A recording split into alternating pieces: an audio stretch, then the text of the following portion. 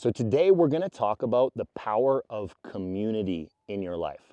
What does it look like to create a conscious mastermind and to find mentors that support creating the vision you actually want?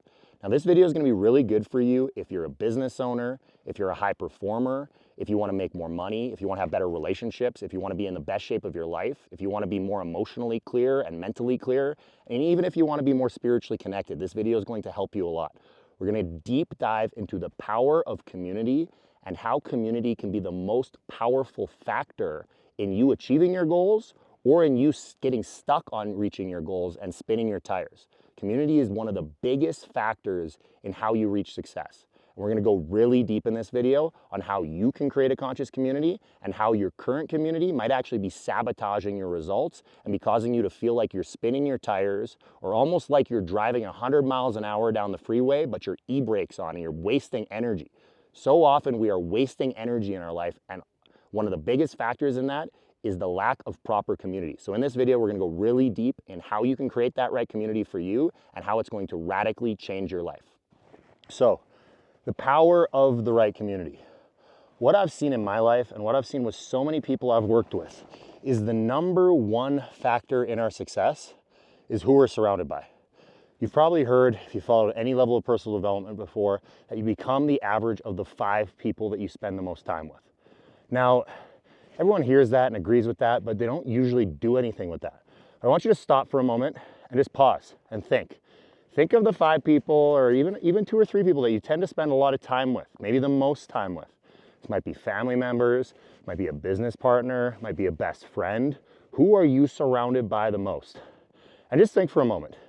If you were to estimate the average of how much money they make, I bet you if you average how much money the average of the 5 people you spend the most time with make, your income is probably pretty close.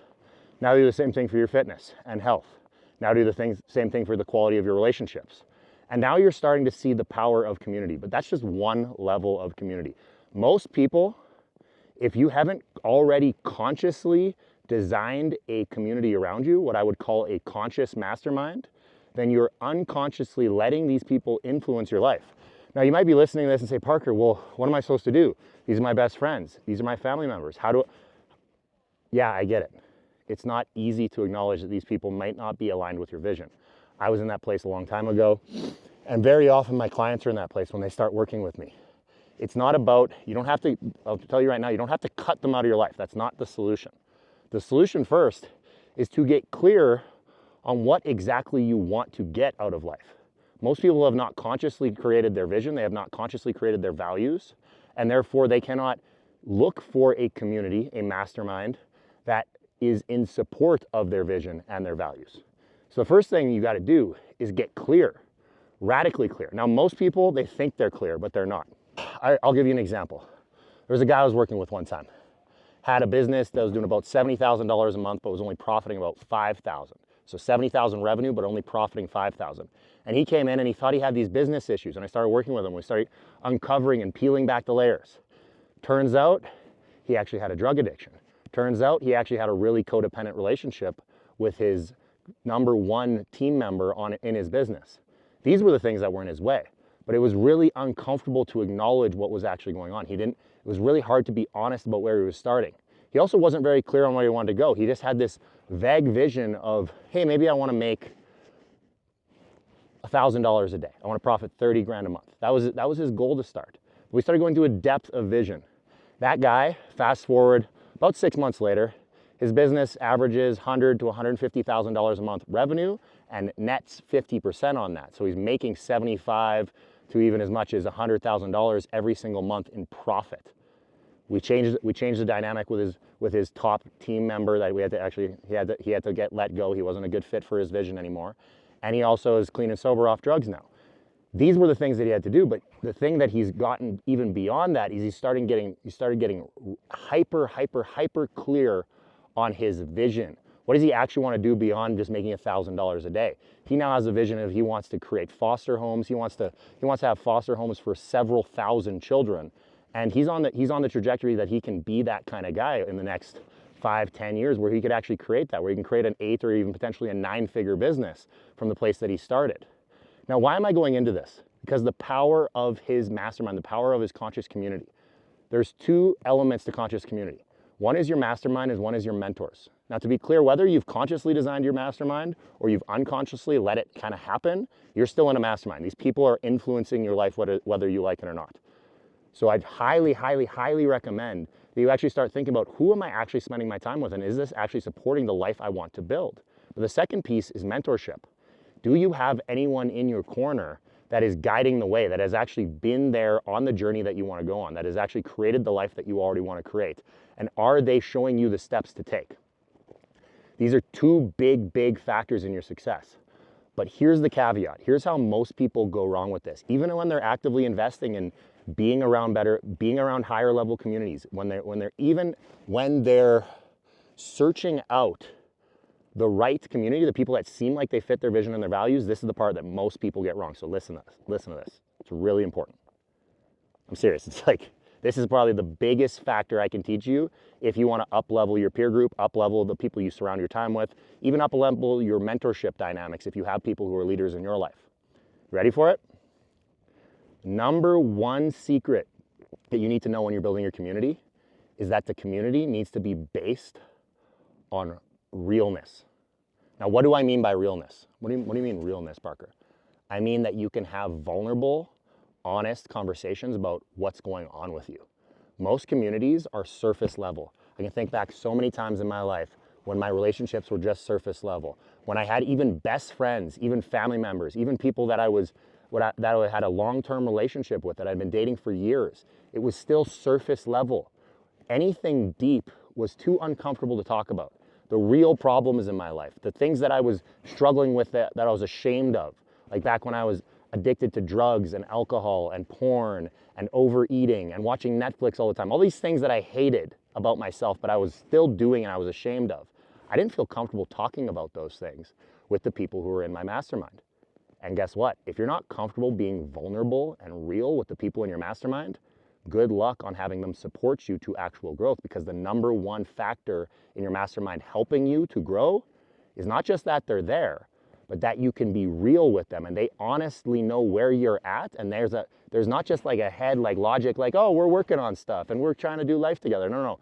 There's an actual, like, we're not talking just head to head, but we can actually have a heart-to-heart conversation. And I don't mean that in a cheesy way of like, oh, we're always mushy and gushy. It's like, no, someone who loves you enough that when they see you're off the track of what you said you wanted to be, maybe you said you want to get in better shape and you're eating off your diet. Maybe you said you wanted to grow your business, but you're avoiding the sales outreach you need to do.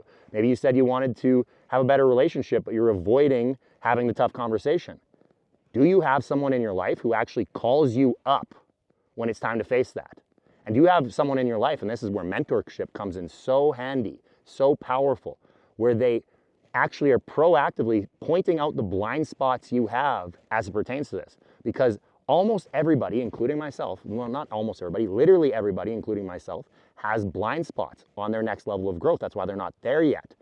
And it's almost impossible, actually I think it is impossible, to see those on your own every time. Back when I worked with one of my mentors, Bob Proctor, I remember we were in a group setting and he was talking to about 30 of us. And someone asked him, hey, Bob, does anyone ever make it on their own to like real success, like true thriving and fulfillment in their life? And he said, no way. Our paradigms are too strong. What does he mean by paradigms? He means the parts of us that are blind to the truth that's right in front of us.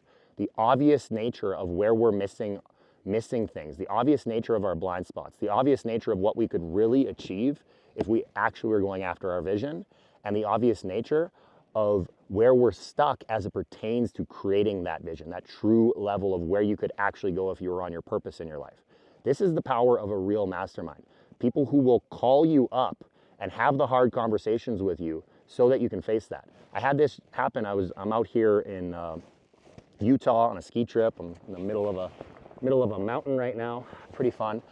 But I'm out here with a mentor of mine and a couple of friends, good friends, people that I can have real, honest conversations with. I was just actually having a conversation with one of my friends and helping him out, helping him see a blind spot that he'd been struggling with for years. And we had a deep conversation over lunch at the ski hill. And he said that, Matt Parker, that was so valuable. And that's a perfect example, something he was stuck on for years. Because we had a real depth of connection, I was able to shake loose this stuckness in his thinking and in his emotions so he can move forward on this. And I honestly estimate that him making that change in your life will likely lead to millions of dollars in extra in his business and in his career and in his life. But it's also going to change his relationships, also going to change his mental health. This is the power of having somebody that you can have a real talk with. It's almost, in some ways, I don't like this isn't a perfect analogy, but it's almost in some ways like having a therapist that you can talk to. But the difference is a therapist lets you dump on them. A true friend, a true person in your peer group, or a true mentor doesn't let you dump and be a victim about your problems. They call you up and hold you to a higher standard. The core to a real mastermind is that it helps you hold a higher standard. And when you can hold a higher standard in your life, when you can get clear on the standards in your life, everything changes. So in the next part of this video, I'm gonna go into what does it look like to get really clear standards and to level up the standards in your life.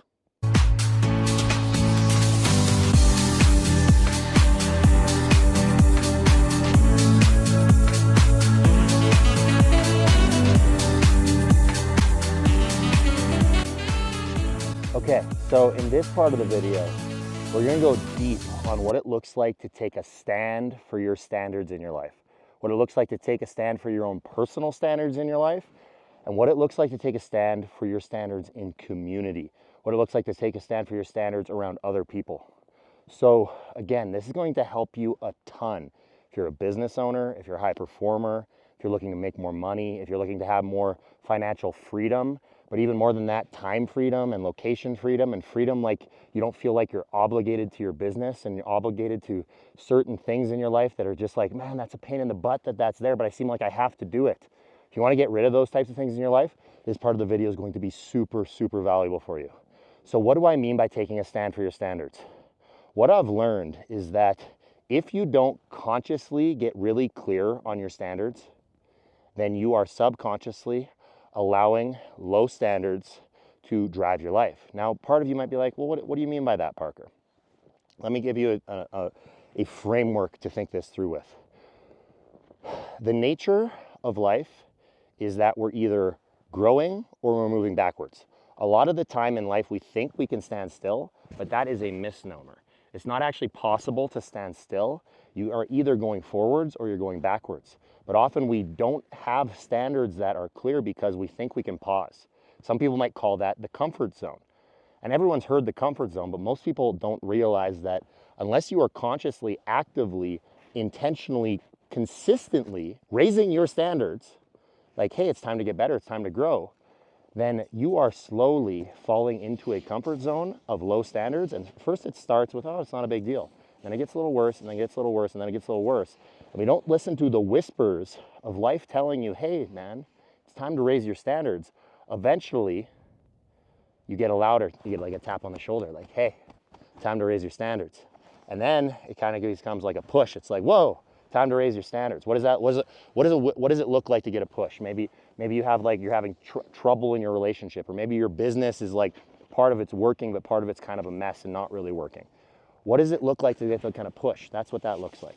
But there's even further levels. If you don't listen to like the nudges that the universe is giving you, that it's time to raise your standards, maybe you're getting a louder feedback, like your business is losing money, even though it has lots of revenue, but it's actually losing money. I've been in businesses like that before. Or maybe that your most intimate relationship feels like it's falling apart. I've had that happen to me before too. So what happens when we ignore our standards and we start getting louder and louder feedback? Eventually we get like a slap in the face and something really goes bad, like a business fails. Or maybe we get the whole spiritual 2x4 and we find, oh, this is a story from my life. I once had my fiance, I was two months out from being married, and I find out my fiance had cheated.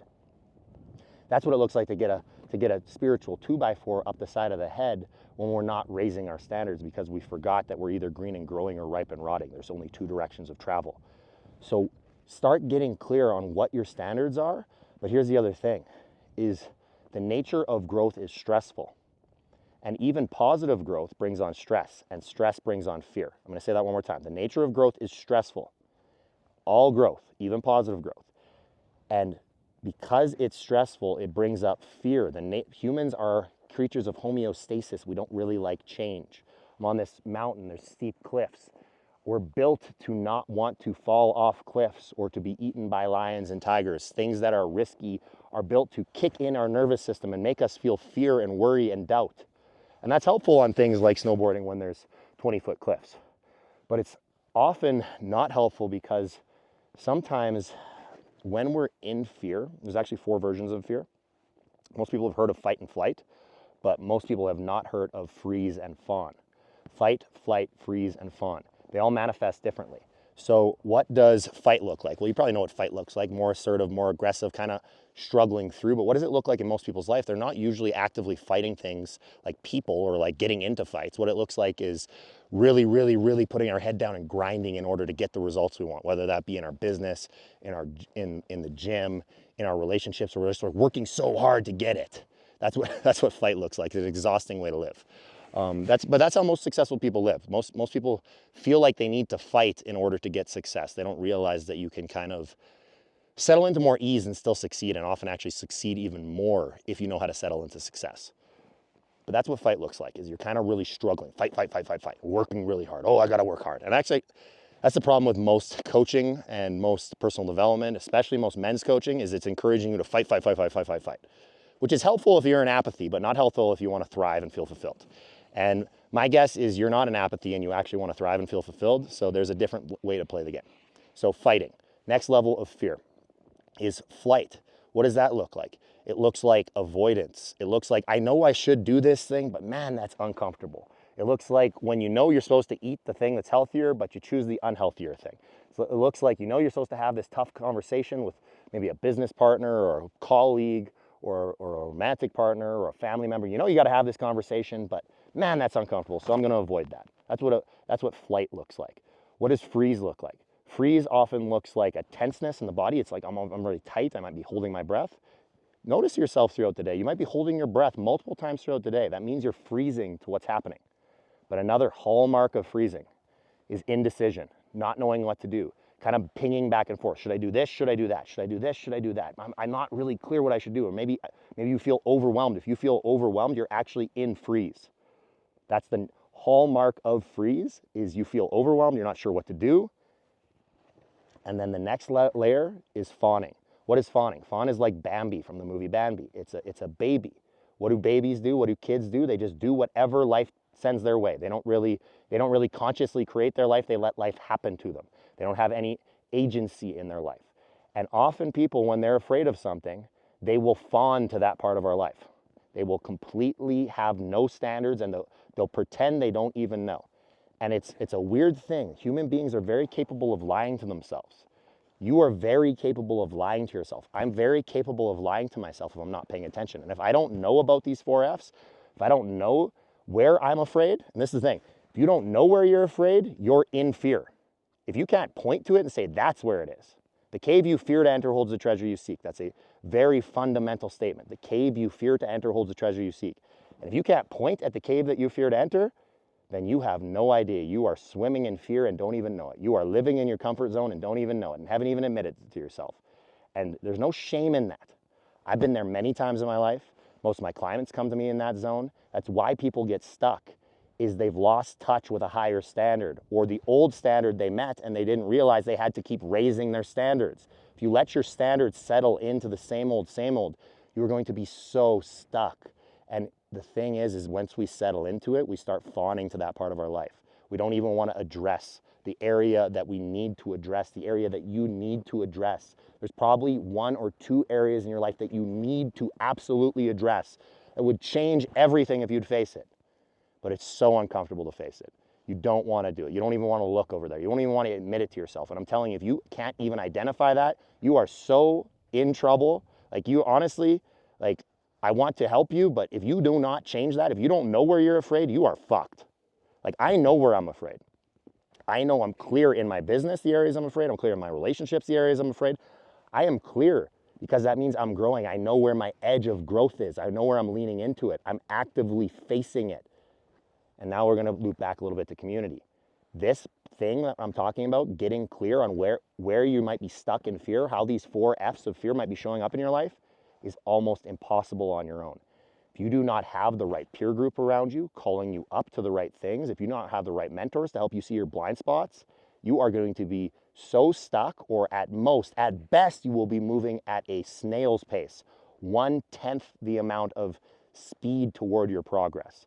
Or I often say you get 1/3 the results with 3 times the effort when you don't do these principles. You are fighting your way. That's at best, you're just struggling through it.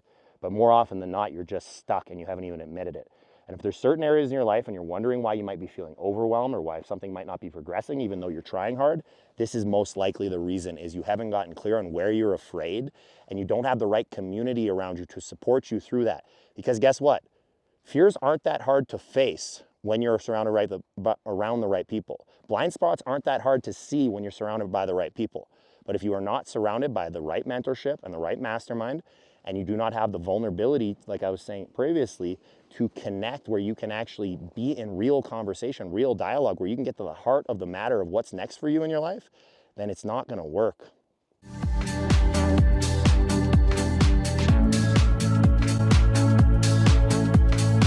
So, with all that said, 2 big factors here. Community. Do I have the right people around me? The right mastermind, and have I consciously created it? And the right mentors, and have I consciously selected them to support my vision? Furthermore, am I clear on my vision? Am I clear on my standards of how I want to live? Am I clear on my values? Am I clear on where I actually want to go? Do you actually know who you are? Do you actually know what you want to create in your life? Or are you just kind of playing lukewarm toward your life? Don't play lukewarm. Get clear on your vision, get clear on your values, get clear on what kind of mastermind you want to be surrounded by, and most of all, get clear on your standards. Get clear on your standards. They are fundamental. But if you do not know what your standards are, and again, we think we know, but could you write them out? Could you articulate them? Could you hop on a video and speak for 20 minutes about your standards? If you can't do that, you don't really know your standards. And if your people around you, if your community does not know your standards, good luck holding them. It's impossible. Now, this is the big reason why I started Results Club, is that most people, myself included, had a really hard time finding this. I spent well over $1 million in different masterminds and different coaching programs and different communities trying to solve the problem of why my life wasn't working. I was blind to why my life wasn't working, and I kept trying to solve it. And I kept spending money, and I kept trying to, like, why is it not working? Why do I feel off? Why, even though certain things are working, other things are not working? Why does it never feel like I can arrive?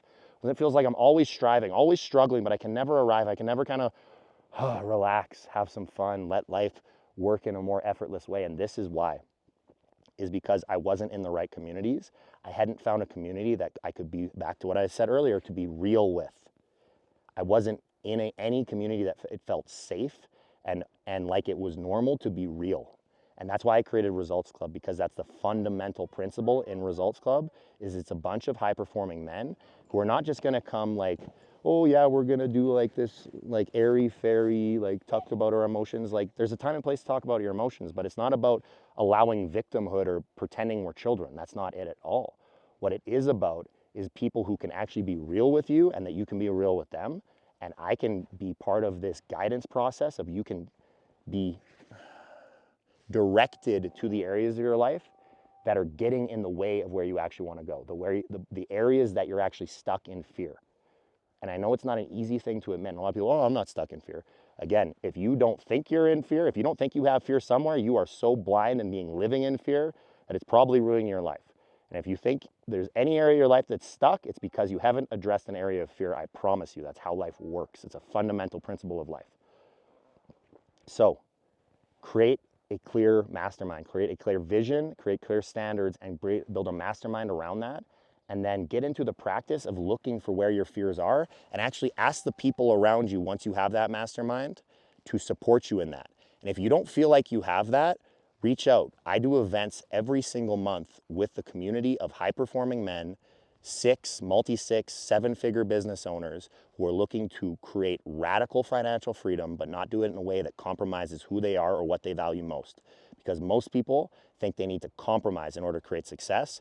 And the principles I shared today and the principle I share in Results Club is all about creating radical financial freedom, but not with the compromise. Not with I need to let go of my health or my relationships or suffer along the way. No, you can actually be thriving and feel fulfilled along the way, and instead of feeling like you're suffering and struggling and fighting your way there. Are you fighting your way to success? Well, guess what? That's one of the 4 F's of fear. If you want to get out of living in fear and start living in more abundance and start living with more ease, there's a way to do that. And if you don't have people surrounding you, and if you don't know how to do it, or if you don't want to spend the time and energy like I did well over 10 years and well over $1 million trying to create it for yourself, you can come out to the events and you can try inserting yourself in a community that will support you to create the vision that you actually want for your life. With that, see you on the next video. Have a good one.